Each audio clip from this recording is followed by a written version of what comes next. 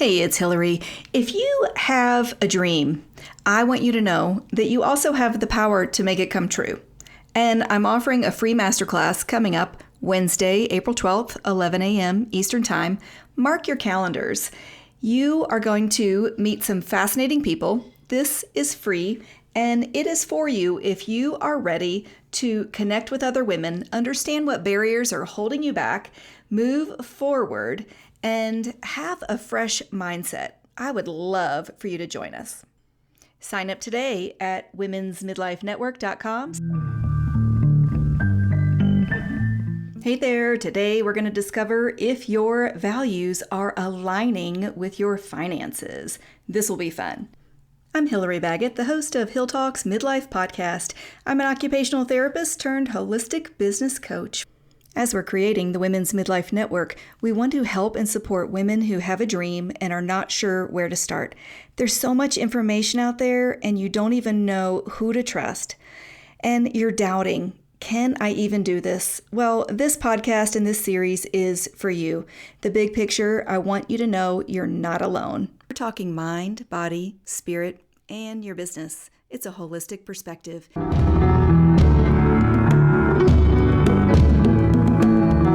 And we're talking financial health today.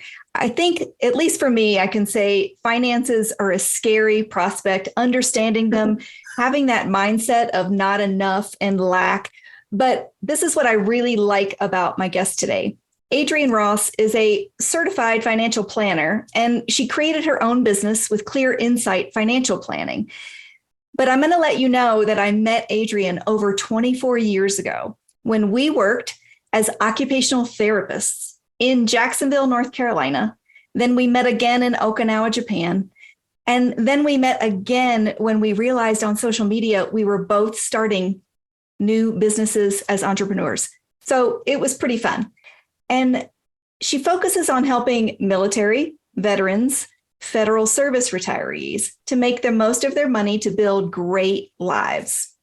Adrienne started her own money journey, trying to find ways to build financial independence as a military spouse, moving frequently around the world, and trying to build a career before working online was even a thing. The challenges that military spouses face anyway, not to mention trying to do a career, then you can understand how this is huge when we can step forward and reinvent ourselves, especially at midlife. So today you're going to learn from Adrienne how to focus on and clarify what your priorities are and what really matters when it comes to your finances. You're going to learn how to ask better questions to really guide your spending decisions and knowing that you have a choice every time you spend. That's kind of important. And finally, you're going to align your spending with your values so that you can feel less stress and more satisfaction. I mean, if that doesn't sound great, I don't know what does. So I'm really glad you're here, Adrienne. Big welcome. Well, thanks so much, Hillary. I appreciate that introduction. I am definitely all about finding ways to feel less stressed around money and really lining up how we use our money with our life. Well, I definitely love that. Now, I'm going to ask you about why is financial self-care and health essential to us? You know, it's really interesting to me in all the years I've been doing this, what I've seen over and over and over again is that there's this really unbreakable link between our money and how we feel in all of the other aspects of our lives. You really can't separate the two, which is one of the reasons that I've kind of built my business the way I have, is because it affects everything. It affects our relationships. It affects our stress around our jobs. It affects the jobs we choose or don't choose. And it's super important, I think, to be able to feel like, maybe it's not perfect. Maybe it's not everything you want at this moment in time. But if you have that confidence around making those decisions and you have a plan going forward and you know that you're making progress towards those goals, it just alleviates a lot of that stress and anxiety around uncertainty. Wow. Yeah, that's so amazing. And what I love in knowing about you and your background is that when we used to have to write goals and develop treatment plans for our patients, you really integrate that holistic perspective in your financial health practice. and you're helping people identify what are their goals and then creating those steps so that they can get there and feel good about it and not guilty or ashamed or that they can't get there. I mean, the success stories that I've heard from you on people that thought they could never get out of debt or never have financial independence and then watch them get there in a relatively short time has been really encouraging for me, who is not the most financial savvy, I would say. Yeah, it's an interesting thing, kind of money management and how we use our money. Little steps really do have incrementally larger impacts on everything else. So you can stack together small actions and actually have a really big impact on your life. Well, isn't that absolutely the truth that just like in anything, whether it's our physical, mental, social, relational, occupational health, our financial health is also broken down into those little steps. I like how you've given 3 steps. That's usually about all my mind can remember anyway. Yeah. So I wanted to keep it a little bit short, sweet, and to the point. And you had mentioned earlier that, part of my strategy is really working on better questions. And I think the questions that we ask ourselves, especially around money and what's important, are really helpful in grounding us to those values so that when we do make those choices about our money, they line up and we have a greater sense of satisfaction and a greater sense of confidence with those decisions. So I'll just give you a quick overview of those 3 steps. So step 1 is to reflect, and I have some questions that go along with that. Step 2 is to plan. So we reflect on what's important, and then we start setting up a plan to how we're going to experience, whether it's the holidays or a trip or, really anything that we're working towards.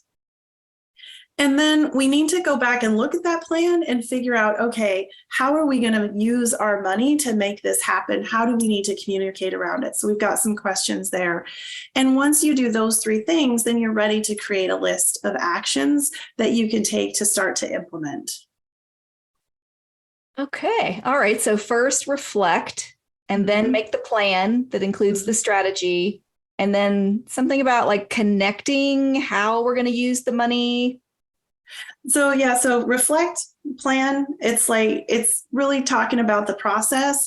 And then step 3 is the strategy. And that's where we connect back to make sure that we're using things the way we want to. Okay. And it's really a question. Everything that I do is really driven by these questions. And so, we've got quite a few people here with us today. So I'm just going to throw out a couple questions, reflection questions. And if somebody wants to answer, great. If not, we'll make Hillary answer with us. I can be in the hot seat. That's fine. So first of all, we really want to use our money in a way that is meaningful for us. So my first question is kind of around that. What are some of the favorite holiday memories that you have? And what are those things that make the holidays special to you? I like these reflection questions. They really make us think, wow. While you're thinking, I'll go ahead and share some of mine. So the thing that makes the holiday special to me has to do with being with people. So, I really like spending time with friends and family that maybe I don't see throughout the year. And I like coming together and having that nice dinner together. And it's in the middle of the winter, and usually the house is nice and warm. And I see Leah jumped in there and said time with family, making that Italian Christmas dinner from scratch. All of those traditions are really the experiences that make it so meaningful for me and for Leah too, it looks like. And so when it comes to planning how to spend, then, really maybe our best spending is done with travel to get to see those people versus buying things. Wow, I love that. And I'll share a story. It just happened last night. My son came home from college, and my daughter and I had made a chicken divan dish. And for the first time, he filled up his plate as usual. But the first time I heard him say, like a very satisfying, like yum. And I don't get that a lot out of my son. My daughter and I are very expressive. We love food. We love to make it together. And so it was really this gratifying thing. And you're right, creating those memories often around food makes it so much more meaningful. Oh, that's really nice. Somebody just popped in and said that they really like listening to music as well. And, you can kind of feel it all coming together as we're talking about it, right? It's that presence of being with people. The music is playing. I'm sure we can all think of our favorite songs and the favorite foods to eat and things like that. So when we focus in on what really matters the most, all of a sudden, those decisions around what gifts to buy and things like that, suddenly I feel like they get put in the proper perspective, right? Because the most important things are where we're going to focus. And like I said, maybe that means that instead of buying specific gifts, we're focusing on being together and bringing people to us. There's just a couple more reflection questions that I'm going to share. We don't have to answer them. So I know we have to be respectful of time. So a couple of the other questions are, what experiences during the holidays bring you the greatest joy? What experiences during the holidays bring you the most stress? I think it's super important to be aware of that. And then what experiences do you find yourself avoiding, if any? And there's a little follow-on question there. Are they things that you feel it's important to do anyway? Sometimes we get a little anxiety when it comes to going to holiday parties or certain other experiences, but we might find that it's very important to do those anyway. And so we just want to be aware of that, because a lot of times that added stress will trigger maybe spending decisions that don't line up with what's important. On that, I love that one of our attendees said, hey, those nostalgia activities, the movies, lighting candles, being cozy, and togetherness. And I just learned recently, I think I was listening to Brene Brown's Atlas of the Heart, and she was talking about how we use nostalgia now in very positive connotation, right? Of like, oh, that brings back all these warm memories, when originally, years and centuries ago, it was a diagnosis of like longing, like homesickness for times of old. But I love how we have turned it into this positive experience of, I love to remember when I felt good and safe and whole and home and connected. I love that. That's really awesome.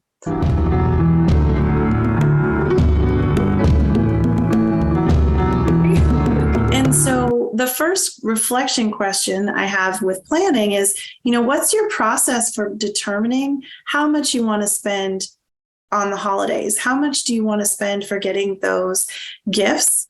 And I think, kind of knowing those things, like we talked about with, having one partner who very much likes to give gifts, and maybe somebody else who has a different love language, we can think about maybe the gifts a little bit differently, but also how we're communicating around that a little bit differently. The second reflection question is really, what's your process for making those choices? And a lot of times that comes down to really trying to, okay, we have money that we can put towards Christmas, but maybe we can't get everything that we want, right? And what is your process for making those decisions?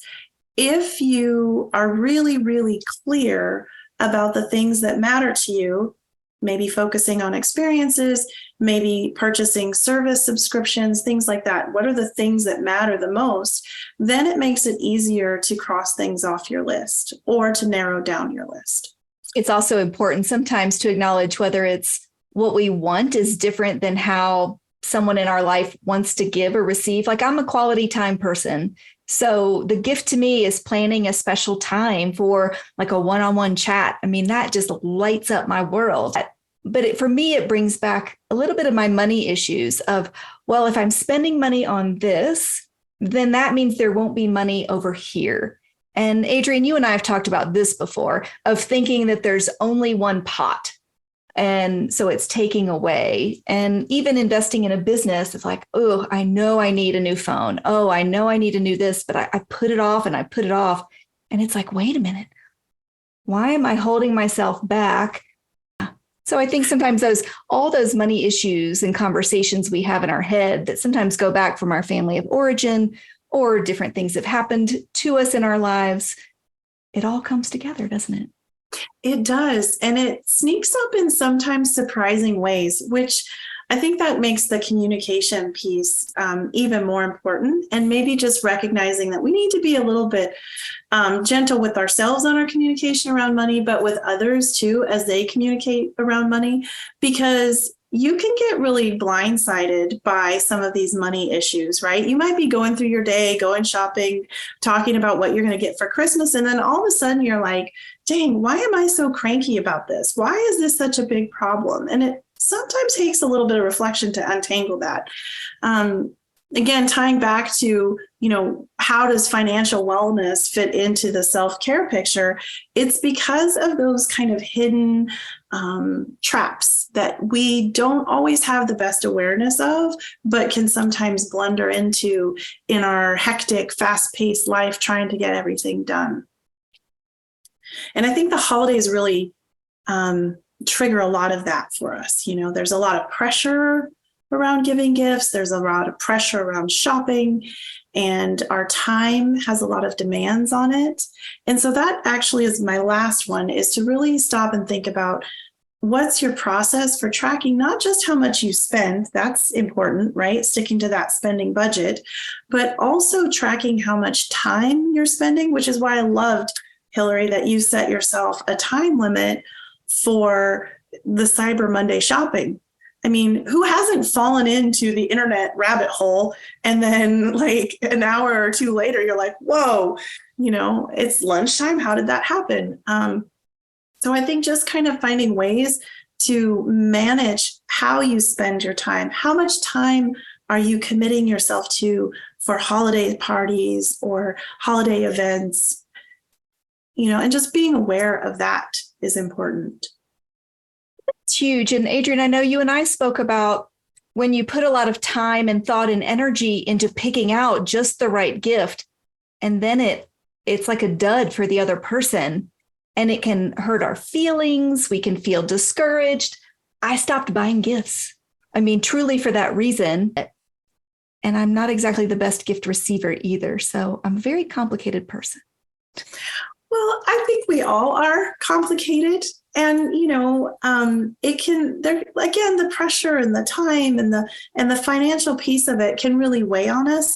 And I think the more that we have confidence and control around those decisions, then the less those other things are going to encroach on it. And you are able to just be in the moment and enjoy the experience more, whether it's giving or receiving gifts or doing something with somebody that matters to you. It kind of takes the money part of it and puts it in its place a little bit, and I think that's why it's important, number one, to really focus on what matters. Number two, to figure out what your process is for kind of managing these things. And then the strategy part, really comes down to, are there ways that we can communicate our plans with other important people or our gift giving ideas with other important people so that we're having those conversations? Hey, we're only going to spend $30 maximum per person for a gift this year, but you're having that conversation maybe in September instead of in the throes of the Christmas season when all the emotions are there, right? So that's a strategy to make that conversation a little bit easier. Well, I love that strategy of not waiting until you're in the moment. But I think as women, sometimes we have a hard time asking for truly what we want and also receiving what we want, especially if it makes us feel vulnerable. But it's Definitely worth it. It's worth the risk for what you get back. Yeah. There's a lot of different strategies that you can use to really build that distance between the event, so the holiday, the gift giving, the party, and that distance of time can help you manage both the anticipated emotion of it, but also the communication around it. But it can also help you manage the cash flow around it too. Mm-hmm. So, I don't know if you all remember, but there used to be Christmas savings accounts at lots of credit unions and banks, and you would just fund it all year long. And then at the beginning of, I think it was November, typically, they would send you the money that was in the savings account so that you would be prepared for Christmas. And it was a specific savings account designed for that. And I just love that idea of really preparing for that season all year long. So it's not a surprise. So you're not under that last minute stress. And it's just another way that you can build that space so that you can separate some of the stressful things and not just be in the throes of it in the moment. Wow, that is excellent of the planning. And that used to be back when we had a cash economy, right? Where you couldn't even, there wasn't an ATM to even pull cash out. There weren't credit cards and, everything contactless payments. So things have really changed sometimes in our mindset of giving, when a lot of times now, sometimes we give throughout the year to these same people. So it kind of used to be for me, you would only get these gifts at Christmas. And then for your birthday, you would get this. And we celebrated Easter in my home. So you would get one new dress. And so those were kind of the only giving times. And I think life is very different nowadays for me, for my children, that sometimes they receive things all the time.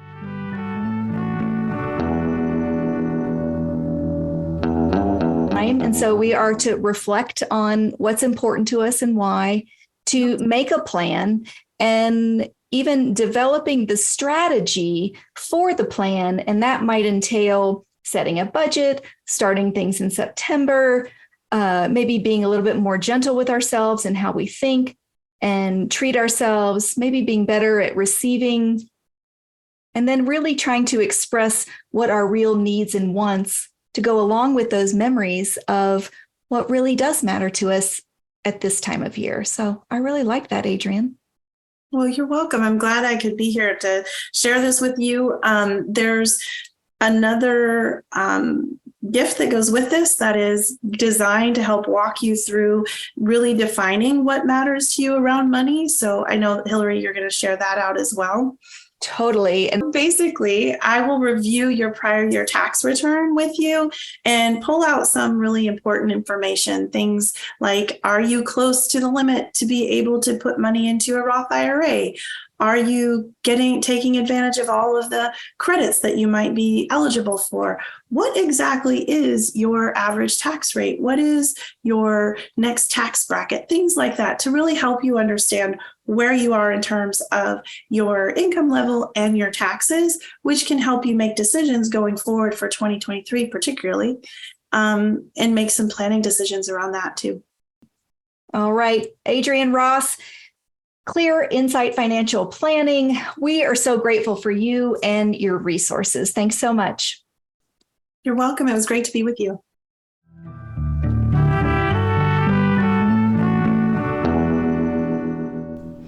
All right. Well, what did you learn about how money is aligning with your values and reflecting with those three steps? Focus on what matters, make a plan, and develop a strategy to take action to implement today. So I'll encourage you to have these tough conversations before you're about to spend some money. Coming up in the next episode, we're going to talk about having awkward conversations. That'll be with Julie Crenshaw, who is Help with Caregivers, physical therapist turned entrepreneur. This is Hillary Baggett with Hill Talks Podcast. Listen in and know you are not alone. And Community Bloom, the Women's Midlife Network. Music is March of the Dragonfly by Belmont Club.